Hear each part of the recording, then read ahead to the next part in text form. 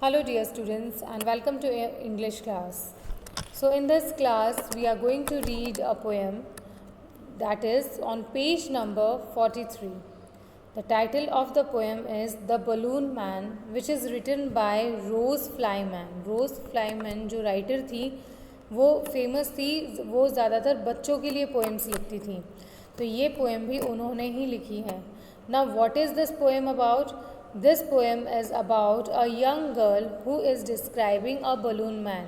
She says that whenever she goes to market, often she sees balloon man holding so many colorful balloons, and she wish कि कभी किसी दिन ऐसा हो कि ये बलून मैन है अपने बंच ऑफ बलून जो सारे स्ट्रिंग्स उन्होंने पकड़ रखी है बलून मैन ने, वो आकाश में छोड़ दे और वो आकाश में इन बलून्स को, कलरफुल बलून्स को, लवली बलून्स को उड़ते हुए वो देख सके.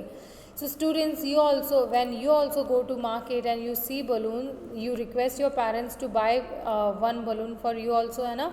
और बलून्स जो है ये बहुत ही इनके जो कलर्स होते हैं ये बहुत ही ब्राइट होते हैं, बहुत ही कलरफुल होते हैं, तो हमें ये फैसिनेट करते हैं. Even when we have any party और function we use balloons as a decorative items. So बोलते हैं ना, बलून्स हमारे फंक्शंस को चार चांद लगा देते हैं. तो ये इसी तरह से इस लड़की को भी जो बलून के कलर्स हैं ये बहुत ही फैसिनेट कर रहे हैं. She gets really happy and excited when she looks at the balloon man when she visits the market. Okay, so that's the poem all about. So students, open page number 43, take a pencil for underlining new words and let's read the poem. Does a balloon man visit your market? Let's see what balloon man brings with him. So क्या आपके market में भी balloon man आते हैं? Let's see what balloon man brings with him. अब देख, इस poem के थ्रू हम पढ़ेंगे कि बलून मैन अपने साथ क्या लेके आए हैं. The balloon man, he always comes on market days and holds balloons a lovely bunch, and in the market square he stays and never seems to think of lunch. They are red and purple, blue and green, and when it is a sunny day, the carts and people get between, you see them shining far away. And some are big and some are small, all tied together with a string, and if there is wind at all, they tug and tug like anything. Someday perhaps he will let them go, and we shall see them sailing high, and stand and watch them from below. They would look pretty in the sky. So that is the poem. Now let's understand the poem line by line. He always comes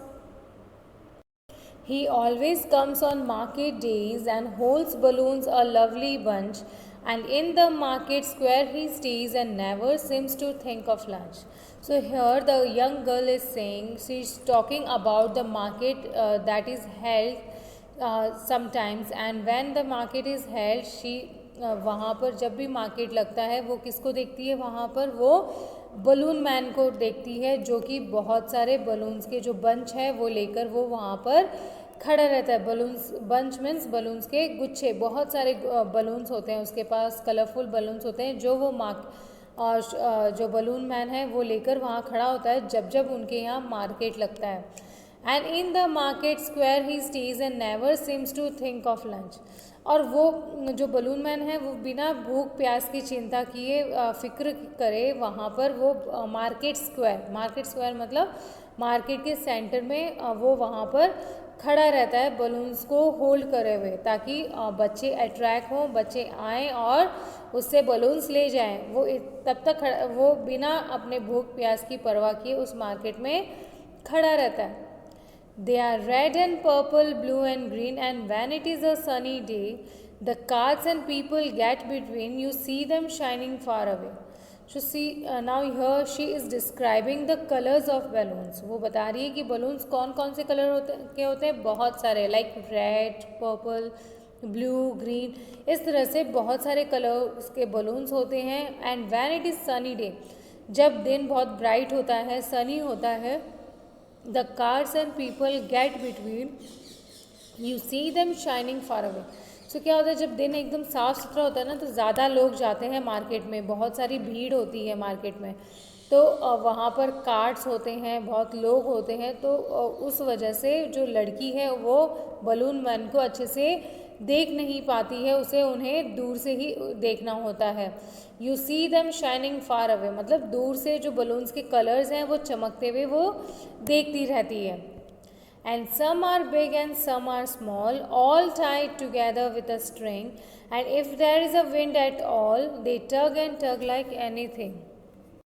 Now here the young girl is describing the color of the balloons. पहले जो stanza था उसमें जो लड़की है उसने colours describe करे हैं। अब यहाँ पर वो साइज्ड बता रही है कि बलून्स अलग अलग साइज़ के होते हैं। And some are big and some are small, कुछ बलून्स बड़े होते हैं और कुछ छोटे होते हैं। All tied together with a string, और सारे एक साथ बंधे हुए होते हैं with a string. String means with a thread, धागे से। And if there is a wind at all they tug and tug like anything, और थोड़ी सी भी अगर हवा चल जाए तो क्या होता है, ये बलून्स खींचने लग जाते हैं, ऊपर की तरफ उड़ने की कोशिश करते हैं। सो दे टग, टग का मतलब टू पुल के, फोर्सफुली पुल करना। तो जैसे ही थोड़ी सी हवा चलने लग जाती है मार्केट में, ये बलून्स ऊपर की तरफ उड़ने लग जाते हैं। Someday perhaps he'll let them go, and we shall see them sailing high, and stand and watch them from below. They would look pretty in the sky. Someday perhaps he'll let them go.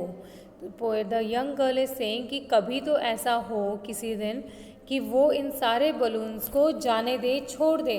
And we shall see them sailing high, और हम सब उन balloons को cell करते हुए, उड़ते हुए आकाश में देखें। And stand and watch them from below, नीचे खड़े होके हम सब उन उड़ते हुए कलरफुल बलून्स को देखें।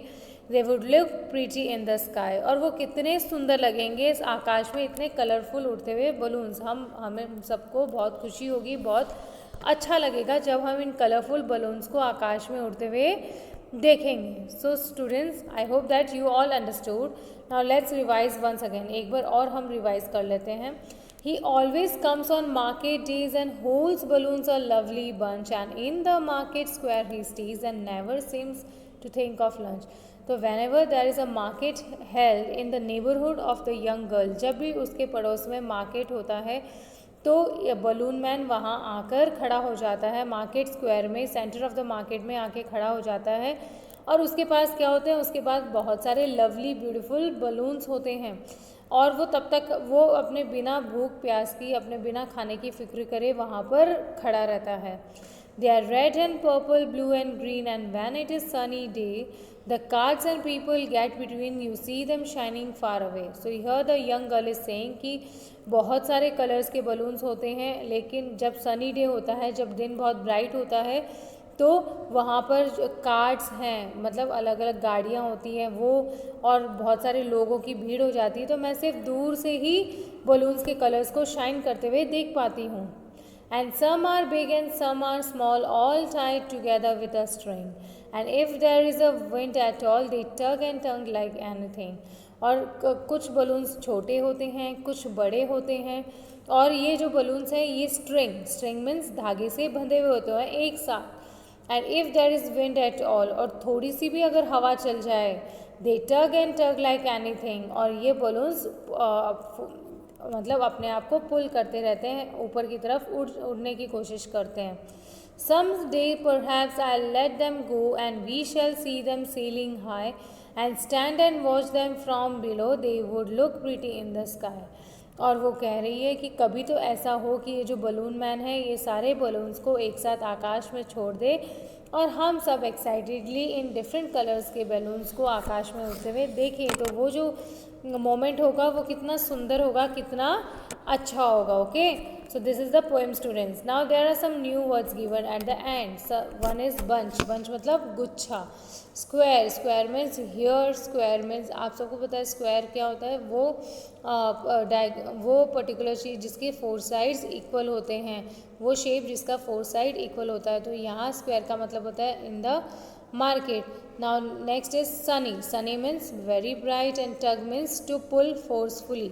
Okay, so these are the meanings. Now what you have to do, as you all know, you have to read the poem, underline new words and learn them, and also learn the new words, okay, that are given at the end. Clear, students? So in the next video we'll discuss the question answers. Till then, stay tuned. Have a nice day. Thank you.